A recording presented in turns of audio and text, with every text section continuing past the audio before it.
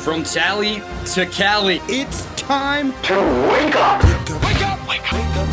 Warchant.com is your ultimate Seminole sports source. And this is Wake Up Warchant, presented by Corner Pocket Bar and Grill. One more corner pocket. Now here's Warchant.com's Aslan Hajavandi. And Corey Clark. Hey, yeah, round. Let's get it on.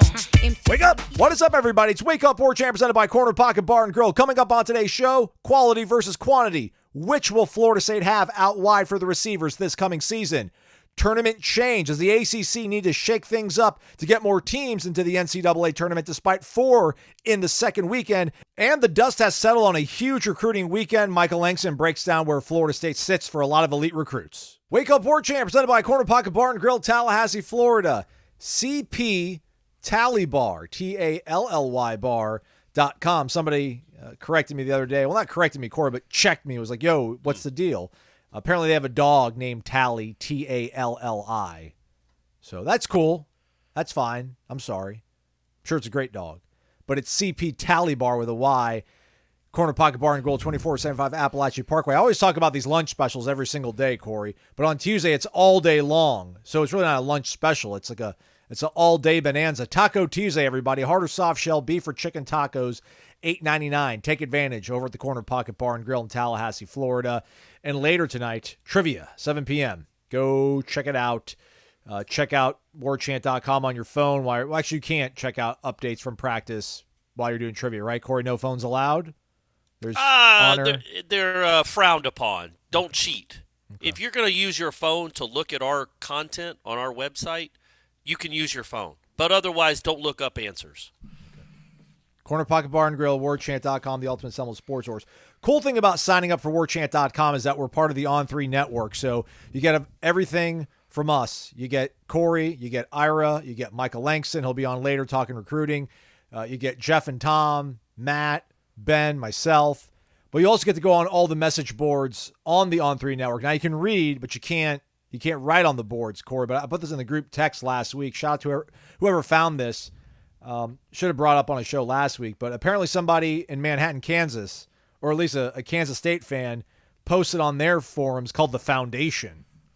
Not as cool as a tribal council, but pretty cool name, The Foundation. Right, yeah. Said, I ran into something I've never encountered before this morning.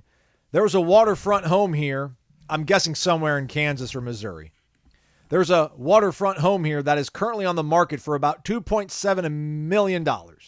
Brutal shape, though. It probably needs close to $750,000 in renovations just to get it right. I was writing the contract to make an offer nonetheless, and I couldn't figure out who the correct owners were. Come to find out, the previous owners left the house to the Florida State NIL Collective when they passed. I had to write a f***ery contract offer to the Florida State NIL Collective, shaking my damn head. Okay.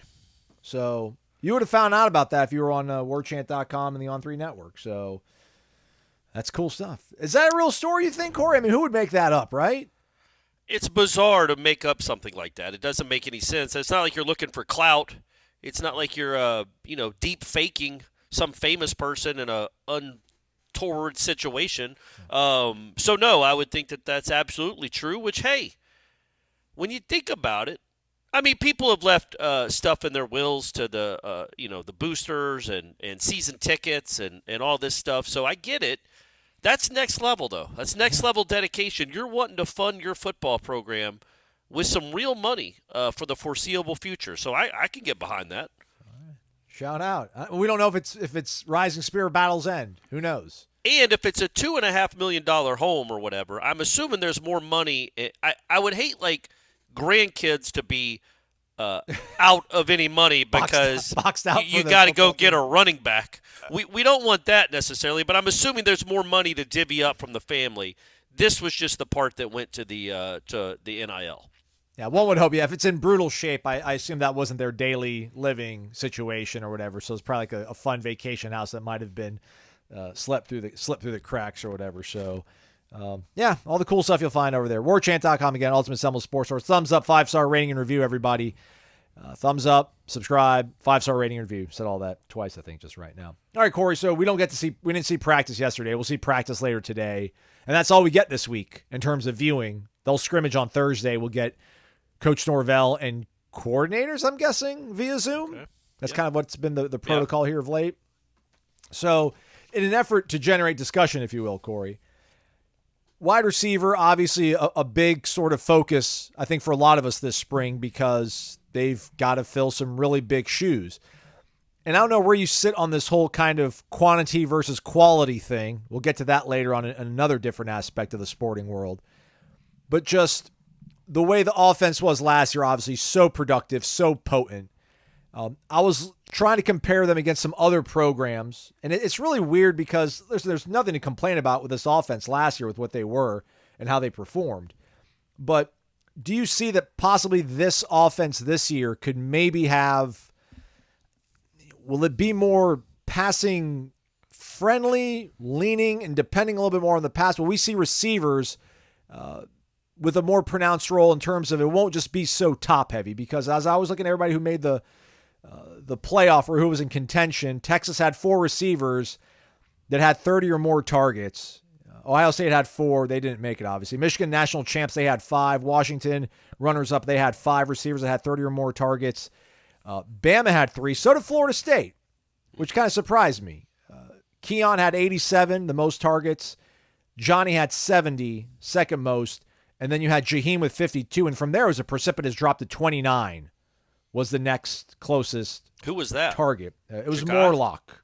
Morlock, okay. Morlock and a couple. So who other, was the next closest receiver? after I didn't have that written down. I apologize. Well, everybody. that would have been good information. Well, who's going to ask that other than Corey Clark, everybody? Well, no, I think the point there is Ja'Kai, that, if we're going to count Ja'Kai, he had 24 because it Okay, goes Morlock, then Benson, then Ja'Kai, and then Lawrence Toafili. because obviously Morlock is back, and they always do a good job with tight ends, right? Like Preston Daniels scored touchdowns in this offense. They always do a good job of scheming tight ends open. Cam McDonald can attest to that. So we know the tight ends are going to have targets and catches. The big question mark is that receiver room, and who's going to be.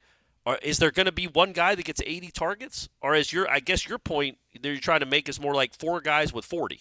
Yeah. And what's better for the offense? And quite honestly, as we get ready to go to our 4th practice of the spring, we have no idea. But that's where the unknown is. Ja'Kai? Ja'Kai's not going to be a number 1 receiver. He can do a lot of things for you, but he's not going to be a number 1 receiver. He's not going to lead your team in targets.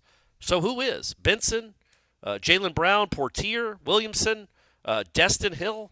There's a lot of options out there. We don't know how good they are yet, though, right? Correct. Isn't that the question as we keep going? And look, I haven't seen anything from these receivers that's making me, leery of what's coming. I think there is some talent there for real. They got some real skills, speed coming out of breaks. Destin Hill, again, I said it last year too when he came on the scene. He just looks like a guy. Maybe it's the 7. He just looks coming. I know he's not Lavernius Coles fast. He is fast, but nobody's Lavernius Coles fast. But he just looks like one of those dudes from the 90s. Just one of those guys that's like the number 2 receiver behind Peter Warrick that you look up and he had 38 catches for 610 and 7 touchdowns. Just looks the part and really can move. And they got a lot of guys like that. It's just a matter of who's going to take that step. But yeah, I see what you're saying. Like they gotta. I think it will be more evenly split, though, don't you? I mean, I guess we're only 3 games through, 3 practices in, so how could we know? Yeah, I do wonder, and we'll get more data here as we see another practice, and then maybe we'll get some information from the scrimmage. But is this going? Will there be like a top 3? Will there be a top 4 kind of a thing? I feel like that would portend to better things for this season than if there's, this maybe kind of goes contra or counter to the point I was trying to make about having more than just 3 guys you're relying on, because all these other teams that made to the playoff had 4 and 5. That is significant. I mean, if you add those like 4 or 5 guys that had more than 30 targets versus what Florida State had, it's even more significant. But I think I'd feel better if you told me, like, listen, Hakeem, Destin, and I mean, who else do we think could compete for like that 3rd? And Kentron. Like if those guys had 81, 74, and 62 targets, I'd be like, all right, man, I think this offense is probably back in Charlotte again. But if they have like 6 guys that are all bunched up, like in Talladega or something, I don't know. Right. Are they close to Talladega or are they further away? Restrictor plate, I don't know. But like if it's, 52, 48, 41, 31, 30, 27, and it's just like a mishmash of all these guys. I for some reason don't think that's. Maybe it's the 2013 bias still lives in me, where it's like you had your 3 dudes, you knew who they were, and that was a really good thing. Yeah, it's hard to compare sports. I especially don't think what we want to know is if there's a dude, like a number one dude on this team this year. That's kind of, because if you have a guy that's special, if you have a first round-ish talent in wide receiver, that changes everything. But I do think what's unique about this offense, what should be unique about this offense, with guys like Jaylen Brown, Destin Hill, Jalen Lucas, who I guess is a running back, but I mean, sweet. You guys wait till you see that speed. And Hakeem, Vandravius, you've got guys that maybe are interchangeable, and maybe that's not the worst thing. If you don't have one number one guy, maybe you have 6 number 2s. Well, that's a pretty tough team to defend too. Like if you got guys that can go and are really hard to defend, and they get subbed in or subbed out by a guy that's just as good and just as productive and just as dangerous to the defense, I think that can change things. Because again, I think Ira was pointing this out on maybe Saturday. Like the reason they didn't one of the reasons that maybe they didn't run the ball as effectively last year as you thought they could, the safeties didn't have to care about the deep ball. They just didn't. That was not a threat. They did not. With Johnny and Keon out there, that was no threat of them taking a shot 55 yards downfield. It just wasn't happening. So the safeties could play closer to the line of scrimmage. Everybody could play the run just a little bit differently. And, you had guys that you had 2 great players on the outside that made great plays on the outside. But, it was kind of, it was a little tight there in the middle. There weren't a lot of running lanes, but when Trey Benson would find one, he'll see ya. But it wasn't as easy to run the ball. And it's weird. It's like was it really Pokey? Like was Pokey the guy, that threat that opened it up? And the cool thing about Pokey is I don't know how many long touchdowns he had in 2022. I know the one against Miami to open the game, and then all of a sudden they're like, well, we can't do that again. We can't let that kid just run past us for 60-yard touchdowns every drive. So they backed up, and then what do you know? Trey Benson ran for 150 or whatever it was, and they ran for well over 200 yards in that game. So I do think you don't have Keon and Johnny. We're going to keep repeating ourselves. I do think that speed element and the way this guy wants to throw the deep ball and can throw the deep ball could probably open up the running game a little bit. Unless you're in 2nd and 10, right? But because you threw a deep ball and it was incomplete. But I do think the element of Malik Benson, Destin Hill, Jaylen Brown, Hakeem Williams, Vandravius Jacobs, just those 5, and I'm not even talking about Portier, who's the most experienced of that whole bunch. Those 5 guys are such unique weapons with their athleticism and speed that it could change the whole complexion of the offense. And as we pointed out last week, right, they're running more just in practice, just in drills. Yeah, they're running more deep stuff than they ever have. Just posts. And I don't think I'm giving away the moon here by saying they practice deep throws. They always have. I feel like that's more of a focus this year than typically. Yeah, maybe that's really the lead. It should be is just whether or not that more so than who it will be. Will they use that part of this sport, this part of their attack, much more than they have in years past? Because like the math just doesn't add up for me, Corey. Because looking at what Norvell had done, so every year he was at Memphis, the guy that had the most targets had at least 115 or more. Every single year. Isn't that crazy? All right, and I get it. Like he had Anthony Miller, he had DeMoxie Cox. Those guys were far and away better than anybody else. But you look at 22 before Keon arrived. You had Johnny, Micah, Pokey. Those are your top 3 receivers. 76 targets for Johnny, 48 targets for Micah, 43 for Pokey. Yeah. And last year, obviously, you could get away with saying, all right, you had Johnny and you had Keon, so you had these 2 guys that would fight for maybe that number 1 spot. But like when it seemed like it was kind of Johnny's show in 22. They still didn't do that.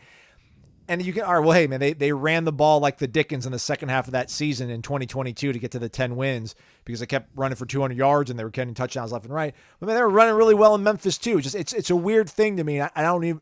It's probably the onus is on me to figure out a way to ask Norvell in a different setting other than after practice. But like how he had such an explosive offense in Memphis and still has one in Florida State, still ranks really high right? It's top 5 in like scoring. It's top 15 in total, but it does not have that game breaking or just that absolute bell cow. But I don't know, it's just something that it hasn't, right? But that doesn't mean it won't. But yeah, it hasn't up to this point. I also wonder when you're. I think Memphis, Jeremiah Smith could have been that guy if he would have decided to come here instead of Columbus. Hey, I enjoy think, Columbus, man, you big baby. I think like Hakeem and Destin probably they'll be like that 1A 1B again. Which is a cool thing, not complaining at all, but just I think they'll still probably give that. And I'm interested in you if you're watching practice later on today, and I don't say that like you don't. I know you're busy posting video, but I want you to watch Jaylen Brown too. Like I thought Saturday, it's like the pads came on, and he just seemed different. He seemed noticeably. He just seemed noticeable. So maybe he's a guy that he's just a redshirt freshman, but he was a big time recruit when he signed with LSU. So that guy. He certainly has some ability and can just the way he moves, man, it's something. But yeah, what I was going to say is like in Memphis, maybe it's easier to tell in offense. Our receiver room, like y'all know who our number one guy is. Don't come to me about opportunities or targets. We got what's his name, Coxey. Yeah, man, he's our best player, so we're going to throw him the ball a lot. Maybe to a place like Florida State.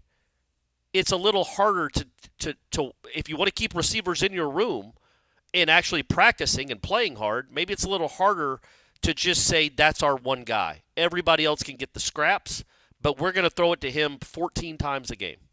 Right. At Florida State, you got a lot of dudes that can, especially this year, you got a lot of dudes that are, really close to each other in talent, in my opinion. And it's going to be hard to say, sorry, Hakeem, all your targets are going to Malik, or sorry, Ja'Kai, all your targets are going to Destin. Like you kind of try to spread it around a little bit. It also helped too that you had a quarterback that saw it so well, so he just literally would just throw to the open guy, except for Clemson, where he was throwing it to Keon and Johnny no matter what. Yeah, I guess that's probably the Oxum's razor or whatever is that in the South, if you're at Memphis, it's going to be really hard to get a top flight receiver, let alone 2 of them every single cycle, or at least to sync them up to where they're on your roster at the same time. Whereas at Florida State, the world is much more your oyster.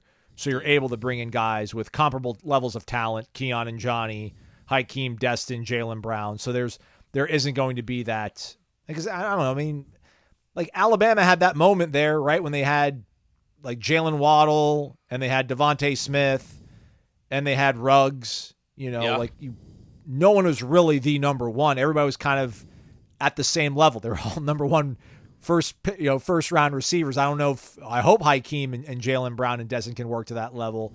But you're probably a little bit closer to that than the Julio Jones, and then clearly a number 2 and number 3 kind of behind him. So right. But again, listen, Florida State's offense, fantastic. Not complaining, just something a little bit of food for thought. I'll wash my food down with some vitamin energy later today. That's what I'll do. Get ready for practice. Get ready for my workout before practice, because the 4 o'clock practice means I have to work out beforehand, which is fine. It's fine. It's cool. Not complaining at all. I'll probably take the vitamin energy Mood, the Mood Plus, energized for 7 or more hours with a full shot. Nourishes the body. It's a fat burner as well. 260 milligrams of all natural caffeine. Incredible. That's all it is. That's what gets you going. No crazy additives to mess with your buzz. No sugar in here, so there's no sugar crash. Just vitamins, nutrients, and energy. Go to vitaminenergy.com. Use that promo code WARCHANTBOGO, WARCHANT BOGO, and buy one item, get one of equal or lesser value for absolutely free. Why are they giving this stuff away for free, Aslan, you ask? It's really good, but it's because they're Florida State alums. And they like what Corey and all of us do at WARCHANT.com, and they like what Mike Norvell does a lot, just like you. So they're like, let's hook everybody up and be in a good mood. Try it, shake it, and take it. vitaminenergy.com, promo code again, WARCHANTBOGO. Over at WARCHANT.com, Corey, a ongoing poll, most successful, most famous, most popular Corey in Florida State history. 3 Coreys on the ballot. Sadly, Corey Mangum not on the ballot. Well, he didn't spell it right. He spelled it with a K, so he can't get in there. Yeah, stipulation was Corey's with C. Corey Fuller, 3rd place, 6%. Corey Simon, currently ahead of our guy Corey Clark, 55-37. Get on the tribal council vote, everybody. Wait a minute. Corey Clark is the other one? Corey Clark, 2nd place, 37%. I would like to apologize in advance for to Corey Sawyer. Corey Sawyer was an All-American. He was. In 92. Won a national championship in 93. He should absolutely be on that ballot. Not instead of me. I should be in there too. I'm not that humble. Think of everything I've done for this university. Did y'all see the video boards at By the way, the video boards at baseball, top notch now. Yeah. You get all the information you need, and you don't just have a big picture of the pitcher's face staring at you. They're utilizing all that screen space. Really good job there with the video board and the stuff we did with the video board at the football. So I have a place obviously, but yes, I would think Corey Simon, Corey Sawyer, and Corey Fuller have done much more for Florida State. I would not think that. I know that than Corey Clark. But still, guys, go in there and vote and show me some love. You know what I mean? Come on. You're not listening to their podcast. You're listening to this one. Our guy Mark from Naples jumped in there and was like, well, if you really think about it, one could argue that Corey was a major factor in this turnaround. After that 0-4 start, yeah. Corey asked that question about recruiting in the presser. Norvell went on his rant, and the team's looked different ever since. Yeah, that's true. And I don't know if I ever told you this. A very nice fan. What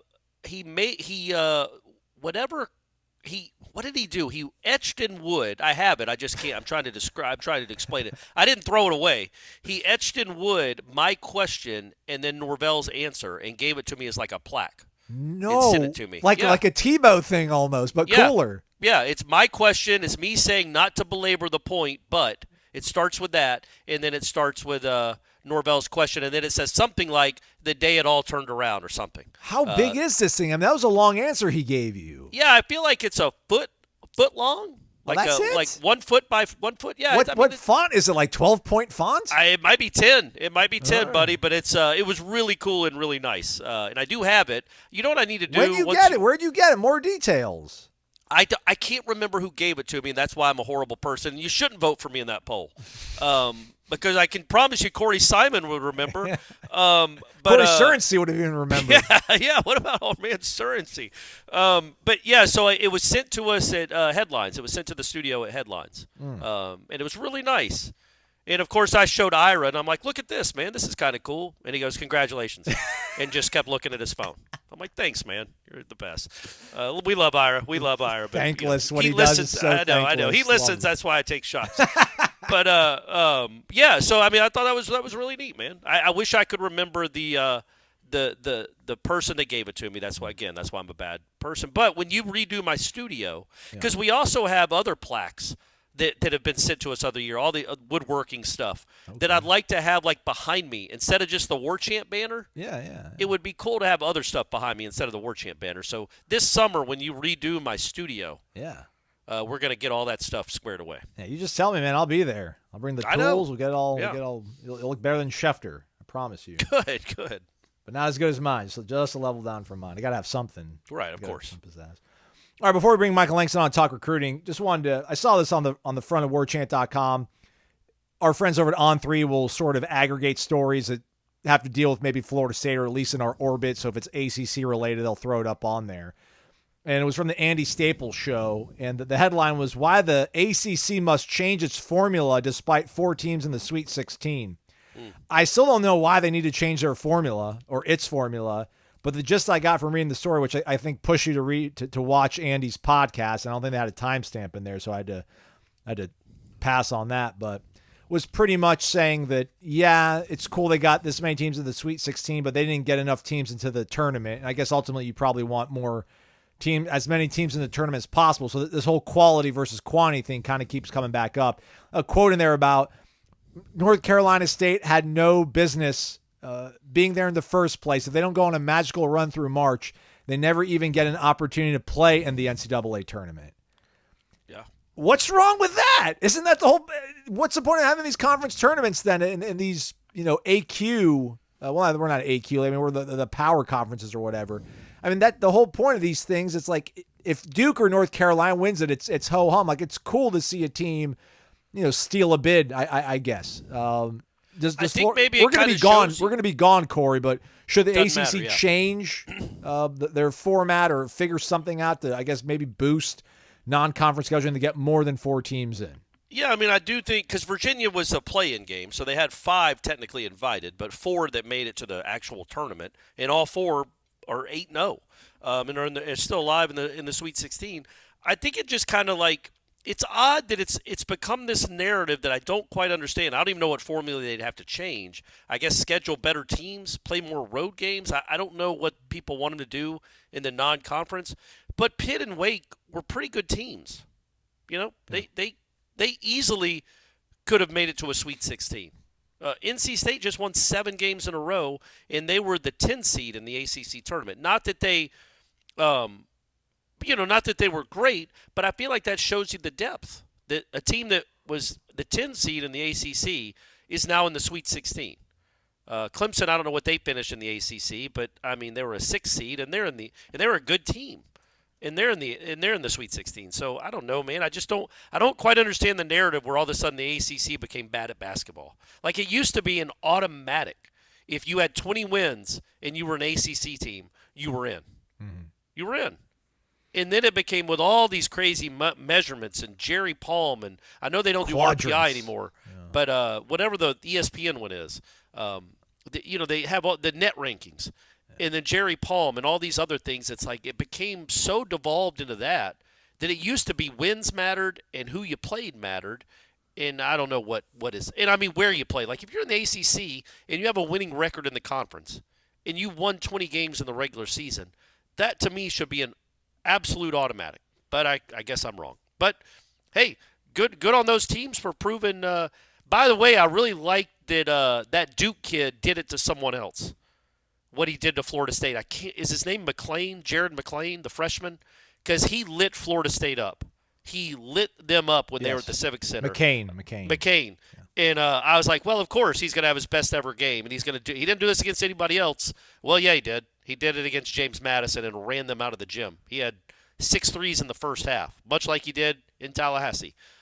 Florida State needs to get one of those guys. That would be nice. Go get me a guy that can make 6 and a half, man. But yeah, he's a very good player. So hey, you know what? And congratulations to Clemson. I meant to say this on yesterday's show. Not only getting to the Sweet 16, I know Ira. Well, I kind of have a problem with the PJ Hall kid too.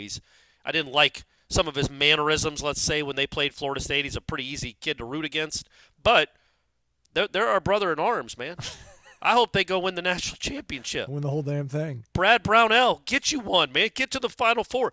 And if you're going to blow 2 horrible, horrible games in baseball, maybe back-to-back the 2 worst blown losses in Florida State history, just from a sheer numbers standpoint, do it to Clemson. You know what I mean? Do it to somebody else that's suing the conference. Hey, if you're gonna lose a horrible, heartbreaking game, make sure it's to somebody that's also suing the ACC. By the way, a real quick note about the baseball team, Aslan, as we wrap up the show, or before we get to Langston. Florida State is now 3rd in the nation in batting average. Nice. And they are tied for number 1 in the country in fielding percentage. That's why I feel good about things. That's why I'm not a fatalist. Not that I saw Aaron Fitt. I saw Aaron Fitt tweeted out earlier on Monday. He's like wrapping up a wild, crazy weekend in Clemson. Florida State obviously has to get the bullpen figured out, but that starting rotation and that lineup is Omaha caliber. Mm-hmm. I don't know about the starting rotation necessarily, but the lineup and the defense definitely is Omaha caliber. It's really good. And I meant to point it out yesterday, and I didn't. I know everybody was very, very upset. I mean, again, those numbers, 8-1 lead in the 9th, and then an 11-2 lead the next day, and you blow both games. I get it. That's tough. But their last 4 games, they won the game on Tuesday against Stetson 1-0. Yeah, man. And the 6 pitchers pitched. And Stetson isn't a Division III team. It's a solid-ish baseball program. And you beat Notre Dame, who's not terrible. I think Notre Dame beat Miami this weekend, 2 out of 3. So that's a pretty decent baseball program, certainly a pretty decent baseball team. And they didn't do anything against your pitching either. It was maybe. It was just 2 days of insanity, and everything will be rectified today when they play Florida. Baseball America's got the Noles at 12th after being 7th. They were 17th in the D1 baseball poll as well, so maybe a little bit of mercy. And the kid from Clemson that was the player of the week only had 21 RBIs in a week, which, as I told you and Ira, that's one more than Marshall McDougal had in that series against Maryland, where he had 16 RBIs in one game. And he still didn't have as many RBIs for the week as this kid did, playing Florida State 3 times. And the 25th anniversary of Marshall McDougal's 6 home run game is coming up in probably 2 months. They should start his son that day. Yeah, they should. Or at least he should throw out the first pitch. Oh, have Marshall McDougal come back and throw the first pitch? All right, yeah, No, cool. no, his son. Can current players do that? They should. A great Seminole, and here's his son on his behalf, although he lives 3 hours away. Right. And then one other thing, or just to tie the basketball conversation, which I know we've all moved past, but the conversation, Andy Staples brought up, Louisville and Syracuse struggling in recent seasons hasn't helped, obviously. And then the fellow that was the guest, James Fletcher, point out to Florida State also. Don't forget about Florida State. So, hey, there you go. Because you know what? Florida State was good man. for a good long while. Don't sleep on them. I mean, that has hurt. Like Florida State, they haven't been as bad as Louisville, but they haven't been great either. They've been Syracuse caliber the last 3 years, and that's not good. So, yeah, hopefully Leonard can go out on top, and then they can hire a good coach that'll get them back to the tournament consistently. Because it's fun. It's fun to watch a team in the tournament, isn't it, Aslan? It's fun. Especially when you bet on some teams and you win money. Buddy, so I'll let people know. I don't care. I had a parlay where Houston was my last team in the parlay to win. Okay. They had money line spread? Money just on the money line. So wasn't looking at the spread. Okay. So just on the money line. I think they had a 10-point lead with 1:16 left. And even everything that happened after, they had a 3-point lead with 1.1 seconds left. And Texas A&M is inbounding under their own basket. And somehow they get a guy wide open at the top of the key for a 3-pointer. They refused to foul, Corey. Kelvin Sampson's Which was got a crazy, code. too. Kelvin Sampson's got a code he lives by. But also, why the guy that ended up getting free, kind of shook his defender below the free throw line to get open. Why was his defender anywhere near the free throw line? Why wouldn't you have 2 defenders in the corner at the 3-point line and the other 3 behind the 3-point, right at the 3-point line, for the rest of the court? And if they want to go sprint to the basket to get a dunk, let them. The game's over. That was just so yes, and of course he hits the 3, and I almost puke. I couldn't, but hey, you know what? Houston showed a lot, and all their best players had fouled out. Yep. But Houston showed a lot of what for to get that win anyway, and always a cool moment. I didn't realize watching at the time because the volume was down that the kid that came on at the end to hit the free throw to put him up 4 was a walk-on who had shot 4 free throws all season. And he came in and hit 1 of 2 free throws to put his team in the NCAA tournament. So that was, or to the Sweet 16. So that was cool. Sports are cool, man. Sports are fun. Which, by the way, on that, can you not? So none of his teammates were on the block during the free throws because I know they want to play defense, but it was it wasn't a 1-and-1. They were in the double bonus. Why weren't they at least by his side for the first free throw attempt? Just to be like, you got this, dog. Yeah, because he walks up to the line by himself and he's surrounded by A&M guys. It's this is even more intimidating. Put one guy there at least to give him some support, and then he can run back. Yeah, and all the team's best players are on the bench just shaking their head. Yeah. I can't believe it's up to Ethan or whatever his name is to go shoot these free throws. But yeah, that was really cool that he made it. All right. I was going to ask you a really random question, but I'll store it for another day. Oh, good. All right. Let's go to Michael Langston. No commercial interruption. Let's go. We'll have some in the middle of it, but not right now. Let's go to Michael Langston talking recruiting. Man, it's been too long. Way too long. Way too long. Michael Langston, recruiting analyst for warchant.com. I'm going to call him senior recruiting analyst for warchant.com and the On3 Network joining us here. Michael, how you been, man? Welcome back, friend. I'm good, man. It's good to be back. It took a little adjustment this weekend to get back in the fold of these 12-hour days and stuff. But it was a good weekend. A lot of good talent, a lot of good things going on recruiting-wise, and it was fun. Legacy weekend, paying tribute to a lot of the former greats at Florida State, but also serves as a jump-off point for guys that hope to set their own legacy, hopefully here at Florida State. So let's jump right into it, Michael. Alvin Henderson from Elba, Alabama. Shout out Wiregrass, stand up. Obviously from Alabama, so it's always a little bit tricky on those kind of guys out. 5'9", 195-pound running back. We see a lot of big names on the RPM, Alabama, Auburn, and the Noles. how much of a priority is he? I know he didn't interview afterwards, but what's some of the intel you've been able to glean here in the days after? Yeah, I mean, he that's the same thing he did with us last time. I think when he visited early in the spring, he didn't do the interview. Obviously, when kids get close to not deciding, and Alvin's supposed to be in the next week or so, or early in the spring, or coming up soon, but he is a big priority to them. He is one of their top targets. There's other two guys. Another guy that was there is Byron Lewis. I'm very high on him. He's got ties to American heritage. So obviously Patrick Surtain's got a lot of good ties there. So that's another name to remember that I think is very high on FSU. But with Alvin, I think coming out of the visit, FSU felt really good. Like it was going really well. And then probably about Sunday night, started hearing a little bit buzz about Auburn coming back, because we had heard before I came back from vacation that Florida State was either the team in the best position or they were one of the top teams, and Miami was like the other team that was factored in. So this is a kind of a new thing where we're starting to hear a little bit more about Auburn. I think all three of them have a solid chance. So I don't think there's intel suggesting like he's told anybody yet. I know he hasn't told FSU, so it's kind of a wait and see one there. But man, I'm just going back to my history. Like usually with Alabama kids, when that happens and you start hearing a little buzz about the in-state school, it kind of I got a good amount of time at teeters toward that, but we'll see. But that's kind of what I got there. I mean, 5'9", 185. I know he's 17 years old or whatever, 18. Yeah.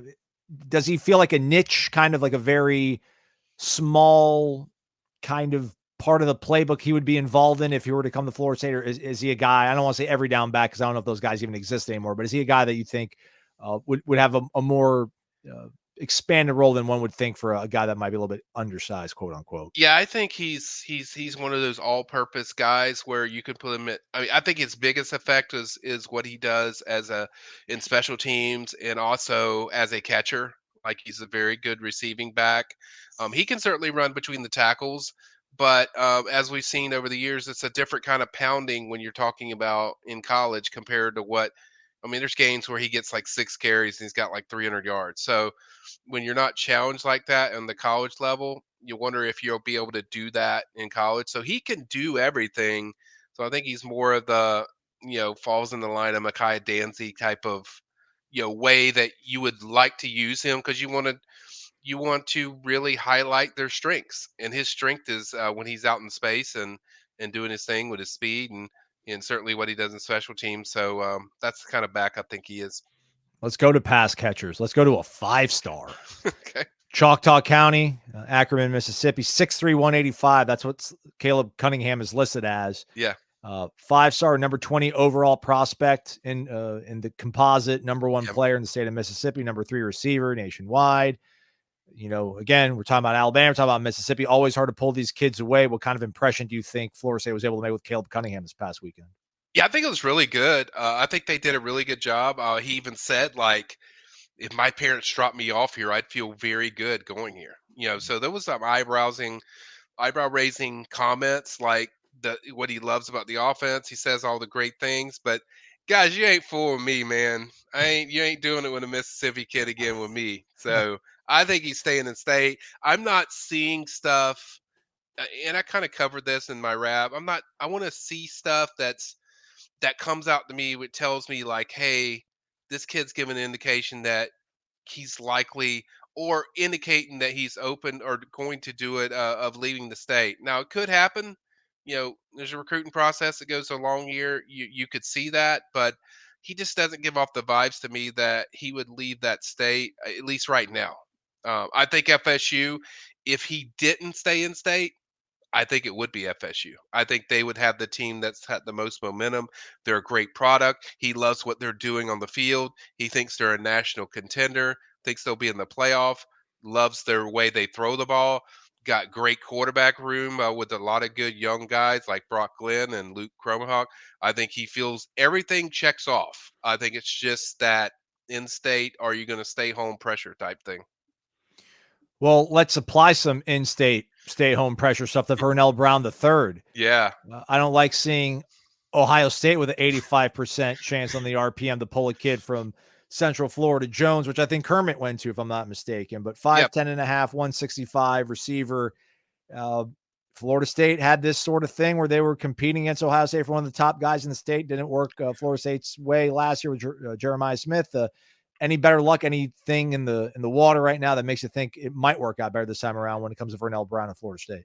Yeah, I think there's a really strong shot for FSU. I mean, because this is one they've been on for a while, and Ohio State got on there and got late and gotten some momentum. Where I think FSU has been on this longer compared to the Jeremiah thing, where I think Ohio State really got their hooks in really early. But I think there's a real shot. Now, you can't ignore what Ohio State does. When they want a receiver, they usually get them. I think they lead for Jamie French out of Jacksonville. So they can get some top guys, but I do think this is one FSU can pull off. They had several ties. He's really close with Tramel Jones. They're really tight. That's his 7-on-7 quarterback. He's committed to FSU.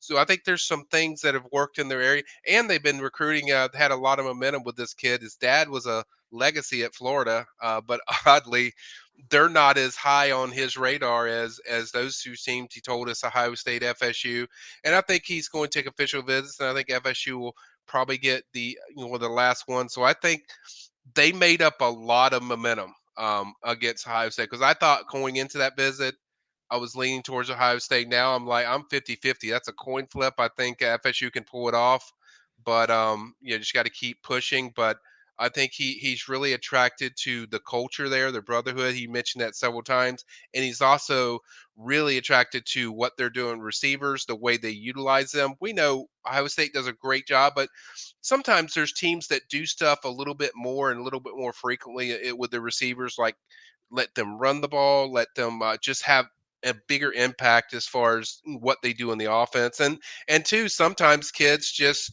want to kind of start their own brand of building up, that position. I think certainly Vernell, or as he goes by, Trey Brown, as we learned this weekend, I think he can do a lot of those different things, and they're certainly a major factor, no doubt.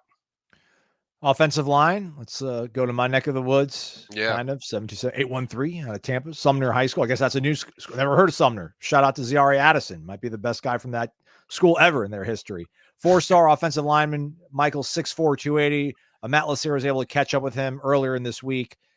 Penn State, Oregon, vying for his services, but it sounds like Florida State might be in the lead right now. Yeah, I felt like Clemson was the biggest threat for him, and it's not surprising when he visited there, because we know what Clemson does with culture, and he's a kid that's really big on trust and culture. But I've always felt like FSU was the team that they were the first to offer him. I remember we were there. Norvell offered him the middle of the IPF. We saw it. It was like such a big moment. And there's a closeness with him and Atkins that's just different than anybody else. It doesn't matter. I mean, he tweeted like crazy about this visit, like he hasn't done of any other visit. Sometimes there's just a personal connection to a school that's different for kids. And I think that's for Zaire. I think not only they lead for him, I think they lead for Max Buchanan out of Sanford Seminole.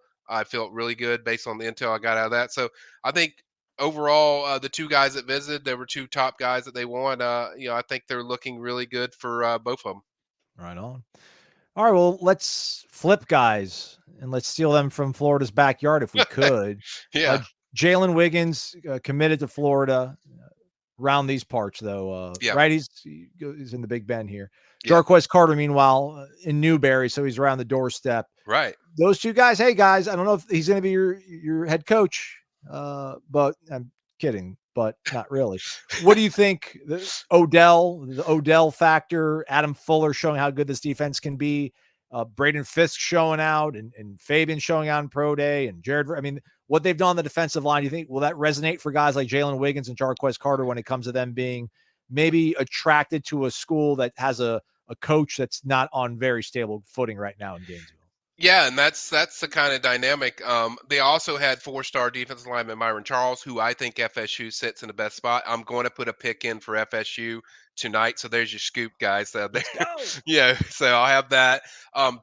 Jalen Wiggins, let me talk about him first, because he's kind of the really intriguing one, because I'm born and raised in Tallahassee, so yes, like FSU football is great and all that stuff. But when you're in a hometown, sometimes you want to go to college away, and I think he's kind of off and on with that, because I think what's happened early on in the process, he was kind of like, yeah, I kind of want to get out of the city and go experience things. But then as it went on, he kept coming back to FSU, and he's like, oh man, their development is out of this world. FSU was one of the first people to ever even notice Jalen being a talent. I remember he camping there in the 8th and ninth grade. He's been going to FSU camps like forever. So there's a connection personally they have. And then to your point, Aslan, yeah, that staff could change. The DC could get terminated if they have another poor season. So, and they just got, I think, a new defensive line coach. So you got a lot of newness, and kids don't like that. It's exciting, but most recruits and their families, they want a place that has stability, that's constant, that they can do that. FSU has that with both Odell and JP that have been there for a while, and I think that's the dynamic. And I don't consider him a solid commitment. I don't. Now that doesn't mean that I feel like he could end up at FSU. He could end up going somewhere else because of that dynamic of maybe wanting to get away. But I think the main thing I heard outside of the visit was FSU feels good about the chipping away of what they're doing in that recruitment. They're going to keep getting him on campus. I think that's the key, what we need to watch. But certainly a guy we're keeping an eye on. He will be in my 10 to watch that comes up probably later next week. So it's a recruitment that I think is pretty open, as on of several schools that are going to be in the picture with a guy like Jalen. Now Jarquez Carter's a little bit different situation, different but kind of similar. Different as he's not a local kid, but he's local to the Gators because he's in Newberry. That's like literally 10 minutes away from Florida. I've been there many a times. But the key there is he's been going to camp since he's 8th grade at Florida State. There's a connection with Odell. He called Odell the greatest coach that he deals with in the whole process.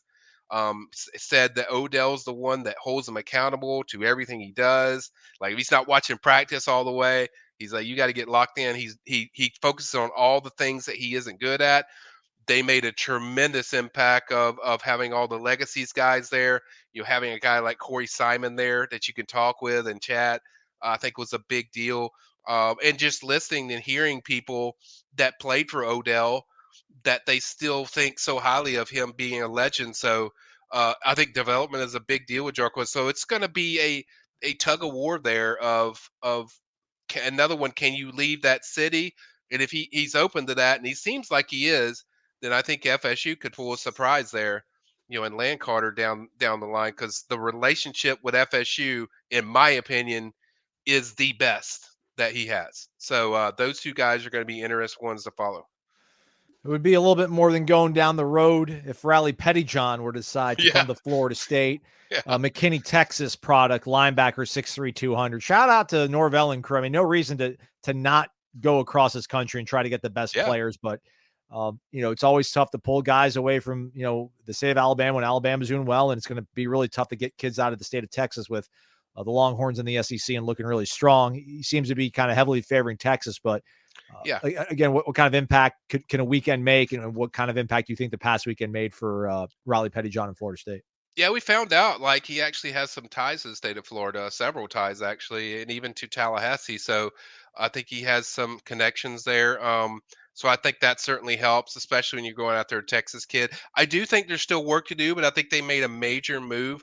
They're going to get an official visit from him. I think they're serious, and certainly, like I said, there's still work to do. I would still pick Texas if I was picking today, but I think they made a big move. And I think the other thing that was really big, Aslan, was, I know he hasn't been hired yet, but Ernie Sims being in that fold, if he is, a GA or assistant, like a support staff guy, like like possibly we've heard, I think that would be a big influence to him, because that's a guy that you can relate to. And here's the other thing: he has a previous relationship with Ernie where he recruited him from when he was at UCF, or in USF. So there's a connection there to Ernie that's very good, and I think this staff does need that in places where you get some young guys in there that when they visit, They can be around these guys that have been there, done that. Especially with Ernie being, the number one player in the country, and and he was coming out of high school, and he can certainly he can relate to that better than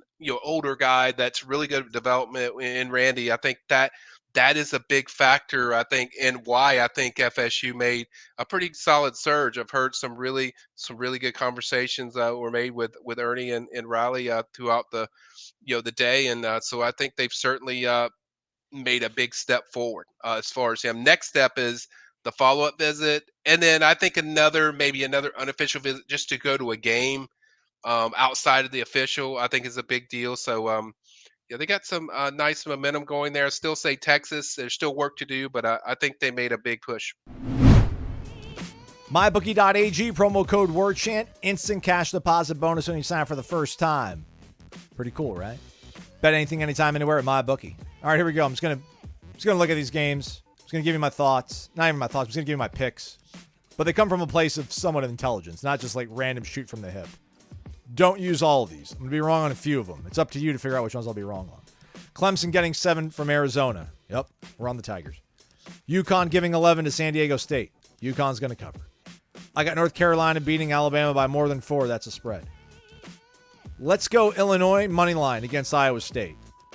Marquette, North Carolina State, 6.5. Wolfpack hangs within 6.5. Purdue favored by 5 against Gonzaga. That line should be so much bigger. So much bigger. So let's say Gonzaga's going to keep it within 5. It makes no sense, but I think that's what we have to do in this situation. There's more games, but let's just stop there. That's been plenty. MyBookie.ag, bet anything, anytime, anywhere. Live betting, obviously. Live casino, though. Live casino as well. Maybe try that out. Promo requires $50 minimum deposit and rollover requirement of one-time deposit total, including bonus for withdrawal. For full terms and conditions, visit mybookie.ag/about-us. They've got 4 commitments right now, Michael, for this class. I figured everybody would be complaining about that on the boards. Everybody seems to be pretty happy. It just is. Yeah. Are things just different because Florida State has now strung together 2 strong seasons that the recruits are saying the right things, even though they haven't committed? Because it seems like everybody's pretty cool right now on the premium recruiting board with how things are going. Yeah, I think the thing is, it's like I don't really feel like the FSU recruiting gets going until kids come over here and can watch practices, because it's like they're visiting and they like it, but all these facilities are really nice that they go to. So I think a lot of the kids now, especially in the NIL era, this is going to be a full year thing. I don't care if they're committed somewhere right now. Kids are going to, explore different things. So I don't think kids are really too focused on, and I think fans kind of know that now, where it's going to be a full season process of what you go through. And the main thing is getting these top tier guys on campus. We mentioned a lot of these guys, Gregory Thomas, who a DB 4-star. I think he's likely going to be a Seminole. And then you have Dallas Golden, another 4-star. So I think the main thing is getting the talent on campus. They did a phenomenal job with that this weekend. I think you'll see that continue through the month of March. There's going to be a lot of top tier guys, and then you're going to have April where we'll see a lot of guys, and then you'll start to get to the commitments and stuff. I think last year, man, I'm not going to lie. I think last year with the KJ Bowlins and the other guys that left at the final thing, or, whether it's NIL related or something, I think that's kind of turned people off somewhat with recruiting, because it's kind of like, well, I don't need to follow this until late, because look what happens. They got to commit from this kid, and this kid stuck with him, and all of a sudden last week, bam, he goes to Auburn, or Georgia. And so it's like, why do I need to follow this, this early? But we're still going to do it. I'm still going to do it. But I understand the way fans view it, where it's kind of like, why should I follow it in March? But I still think it's important to get these kids on campus in the spring, and then the summer, and then throughout the season. But I think it's now become like a late process now, where, okay, I don't really need to focus on this until we get into the month of in the fall. And just last thing on the way out, Michael, this legacy weekend, bringing the guys back, having pro day fall in the same weekend, and then bringing these kids on campus, these recruits. Yeah. Great idea, obviously. Your takeaways from it, and will it pay dividends, you think, this year? Yeah, I think it's really good, because kids get to see like how much FSU values these guys that play, and even the guys that already left. They're like, you had the brick ceremony for Jared Verse, James Rosenberry, and then also Jamie Robinson. I think it's a big deal that recruits see how they give back quickly to the guys that have been there, and then too, just having the legends like Corey Simon, Work Done.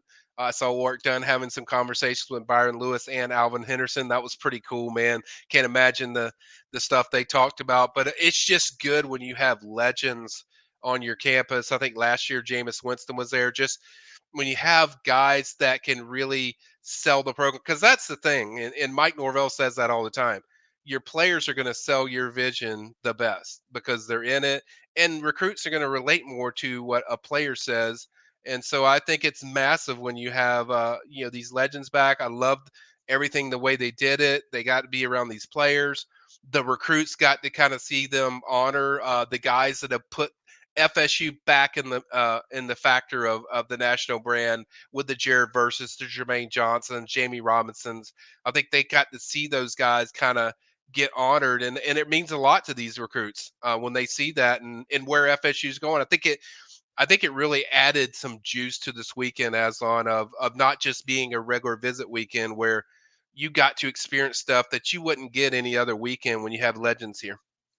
He's the best, everybody. Michael Langston, recruiting analyst, warchant.com. Thanks for taking time out, Michael. Appreciate you, man. You got it. All right, that's a wrap for us. We'll be back at practice today, everybody. So check your social media, check warchant.com, probably around 3:45.